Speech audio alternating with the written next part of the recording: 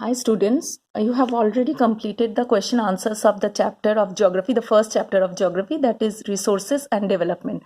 So today I'll explain some topics of that chapter so that you can understand it much better way. First of all, I'll start with resources. What are resources? Everything available in environment which satisfy our needs is called a resource. So there are different types of resources. You have already read it in class 8, and the types I'll explain you, and I have made a flow chart for that. First of all, resources, the types of resources. First type is on the basis of origin. On the basis of origin, resources are divided into two types. One is biotic. Biotic means all living being, example plant, animal, human being, etc. And abiotic means all non-living beings, example water, soil, rock, etc., which doesn't have any life. Next classification is on the basis of exhaustibility. On the basis of exhaustibility, the resources are divided into renewable and non-renewable. Renewable are those resources which can be regenerated, example solar energy, wind energy, forest, etc. Non-renewable are those resources which cannot be reproduced, example coal, petroleum, minerals, etc. Next is on the basis of ownership. On the basis of ownership, there are four categories. First of all, individual.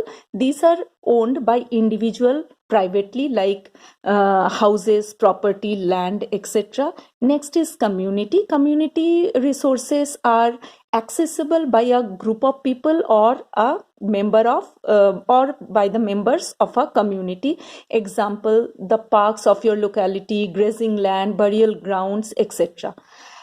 Next is national. National resources are those resources which comes under the country. It can be forest, wildlife, all mineral and water resources, including your land, your house, etc. Next is international resources. International resources are those resources which are regulated by the international organizations like ocean route, air route, etc. Our next category is on the basis of the status of development. Here, on the basis of the status of development, it is divided into four categories. Earlier, you have read about only two categories. One is actual, the other one was potential. Now, in class 10, you have to read more types. The first type is actual or developed. Actual resources are those resources which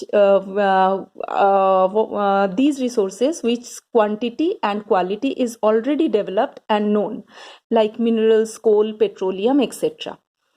Potential resources are those resources which is not completely developed. It can be used more, but we are presently not using it fully, like solar energy, wind energy, etc.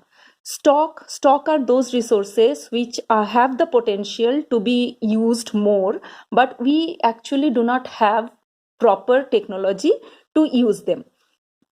For example, water. Water is a combination of two gases, oxygen and hydrogen, and these two gases are completely available in the nature, but we do not have the proper technology to combine these two gases and produce water. Next is reserve. Reserve is a little bit similar like potential resources. These are again present in the nature, but we do not know how to use it fully. For example, hydroelectricity. Next is our next topic is development of resources. In development of resources, it talks about human being use resources indiscriminately. As a result, what are the results of indiscriminate use of resources? One is depletion of resources. Second thing is resources are accumulated in few hands, and which creates differentiation between people in the society, like rich and poor. And third is the indiscriminate use of resources leads to global ecological imbalance. So in this video, this much is enough. In the next video, I'll explain some more topics. Thank you.